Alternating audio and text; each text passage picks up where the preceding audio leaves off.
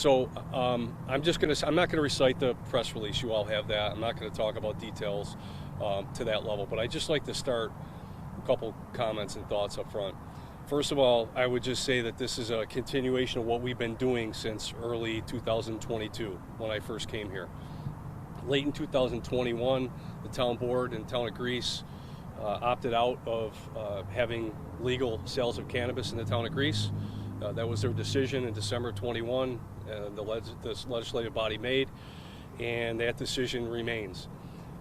Early upon coming here in 2022, we quickly had armed robbery, some other crimes associated with these shops, including thefts of bulk quantities of cannabis, large quantities of money, gunpoint robbery, which raised our attention to the risks associated with these establishments in our town as well.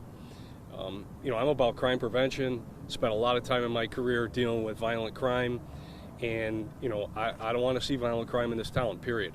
And these types of establishments, unfortunately, can bring that to victims that are just working in the stores or whatever, unwittings or whatever it may be. But that said, this has been a continuation. So we've made arrests here and raided this establishment here and others in our town over the last couple of years.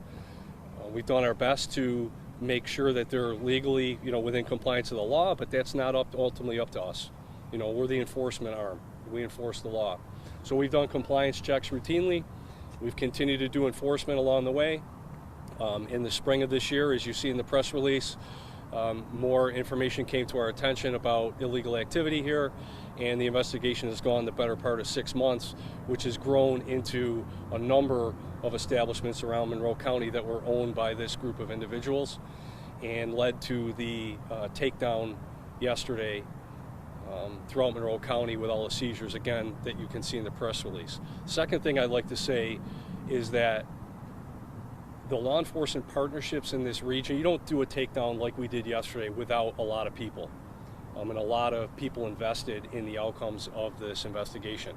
You can see we had a number of local, state, federal partners that were all on site at every location around this county, both at businesses and at residences that were searched along the way. I stopped at several of those along the way yesterday, and I can just say that we are incredibly fortunate to enjoy the partnerships, and I don't take it for granted, having spent a lot of time not only here in my career but also statewide, and know what goes on not only around the state but in this country as far as law enforcement partnerships. You don't take them for granted.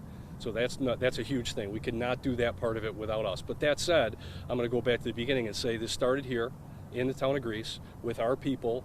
The Greece detectives and our CID initiated this investigation and took it for the last several months, and led to what you're seeing is numbers of felony arrests, incredible seizures, including over $1 million seized of what we believe to be illegal proceeds.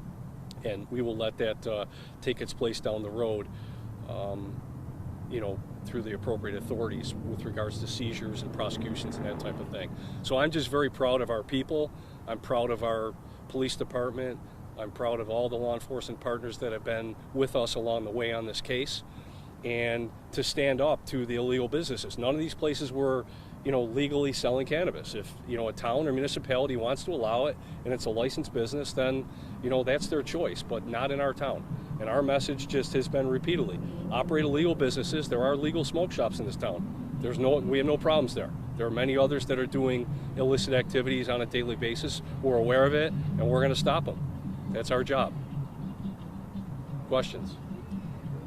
Tell me which agencies were involved in this investigation, and what might we be able to find the criminal complaints for this?